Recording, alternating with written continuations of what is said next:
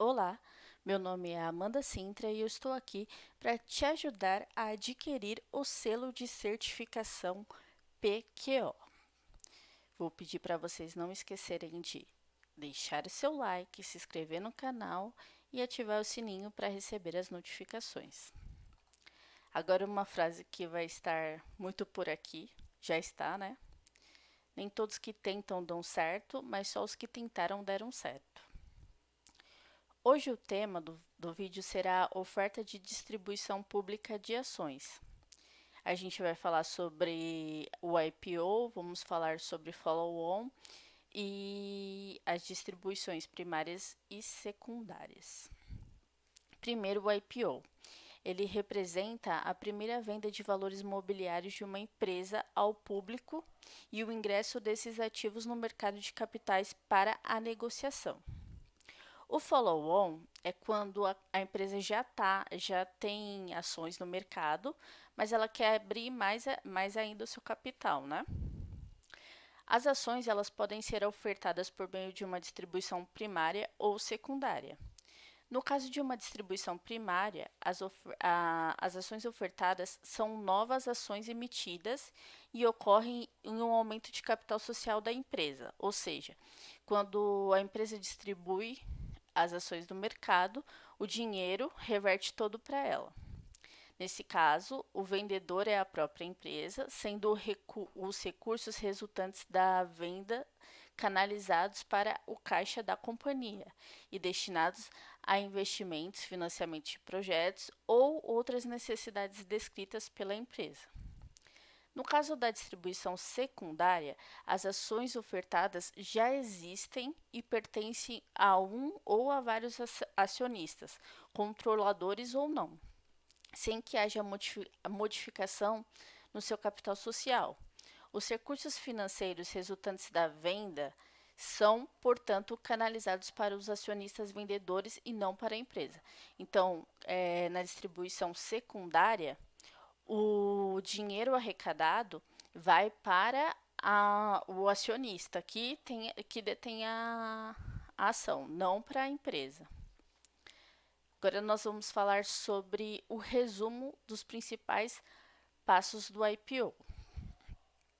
Primeiro, decisão dos acionistas. A decisão da abertura do capital e do IPO, né, da oferta pública, deve ser tomada pelos acionistas da empresa em assembleia geral, no caso de sociedade anônima de capital fechado. No caso de uma limitada, precisa ser em reunião dos cotistas. Aí precisa de aprovação na CVM. E após a aprovação na CVM, precisa de uma aprovação pela B3 e a B3 autoriza a companhia a ter seus valores mobiliários negociados em bolsa de acordo com as regras estabelecidas no regulamento de listagem de emissores. Após, vai para a oferta de distribuição pública de ações. O processo de oferta de ações ao público envolve uma série de etapas após a aprovação do pedido de registro, sendo as principais o aviso a mercado e a divulgação do prospecto, a formação do pool de distribuição, a reserva de investidores de varejo, a formação do livro dos investidores institucionais, a precificação e a alocação entre investidores, a liquidação da oferta e o anúncio do início da distribuição pública de ações e também o anúncio de encerramento. E vamos à última agora, negociação na B3. As ações elas são distribuídas durante a oferta, passam a integrar as ações negociadas em bolsa no mercado secundário da B3 no dia seguinte à divulgação do anúncio do início e 2 dias após a precificação. A partir desse momento, as transações entre investidores implicam apenas na troca de titularidade das ações disponíveis. Então, ela só vai, depois do que ela começa a negociação em bolsa, ela vai para o mercado secundário que começa a atuar frente aos acionistas. Participante da oferta pública de ações. Nós temos a empresa, né, que é a emissora das ações, a CVM, que é o órgão regulador e supervisor do mercado de capitais e responsável, entre outros, para conceder o registro da companhia aberta e autorizar a distribuição dos valores mobiliários via registro de oferta pública. A B3 ela vai operar em 3 frentes. Ela vai operar como uma bolsa, responsável pela análise da documentação da oferta e pela admissão das ações à negociação no mercado secundário. Ela vai atuar como central depositária.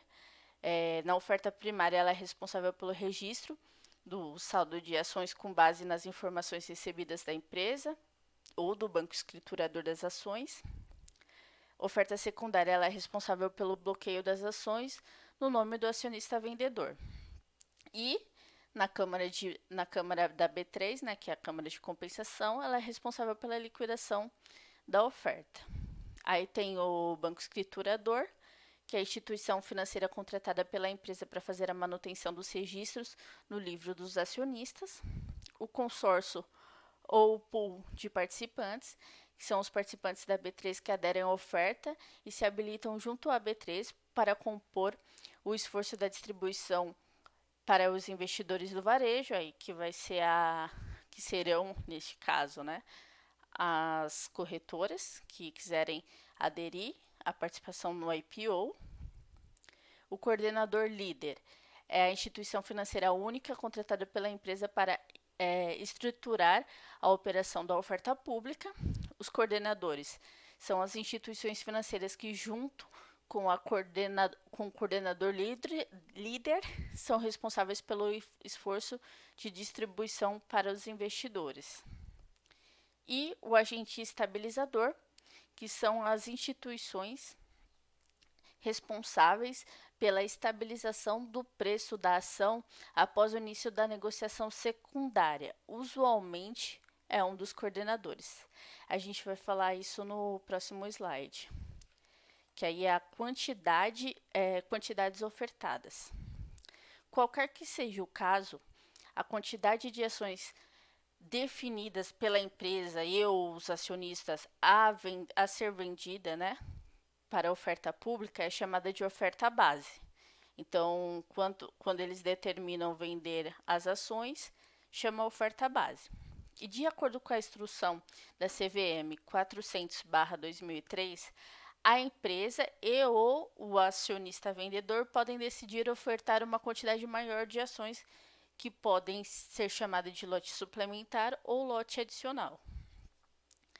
O lote suplementar vai entrar lá no agente estabilizador, que aí, ó, o lote suplementar, a ideia dele é estabilizar os preços dos ativos por meio da venda de um lote suplementar das ações. Porque, como o mercado não tem precificação ainda das ações, o risco de quando abre o IPO é dela cair, né? O risco, né? Mas não quer dizer que ela vai cair. O risco dela cair pode ser grande. Então, o que acontece?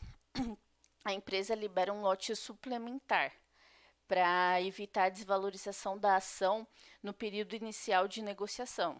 E esse lote suplementar ele pode ser até 15% da quantidade da oferta base. O lote adicional é o que fala mesmo, é adicional, é uma quantidade adicional mesmo. Às vezes, quando tem muita procura, aí pode ser que o preço suba muito, aí eles podem colocar ofertar um lote adicional que pode ser até 20% da oferta base.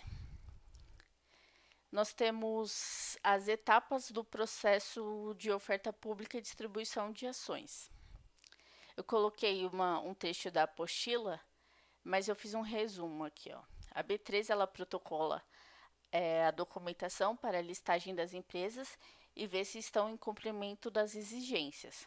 Se alguma ela quiser entrar na governança corporativa, ela tem uma verificação adicional pela B3. O tema IPO ainda não acabou e ainda tem uma parte grande e muito importante pela frente. Mas eu vou encerrar esse vídeo agora para não ficar muito longo e eu vou fazer outro adicional. Também é um tema que cai bastante, principalmente o que eu vou falar no próximo vídeo. Eu vou deixar na descrição do vídeo um vídeo explicando o que é PQO para quem ainda não sabe. E vou deixar também o link da apostila que o pessoal pede bastante, tá? Mais uma vez, foi um prazer inenarrável estar aqui com vocês e até a próxima!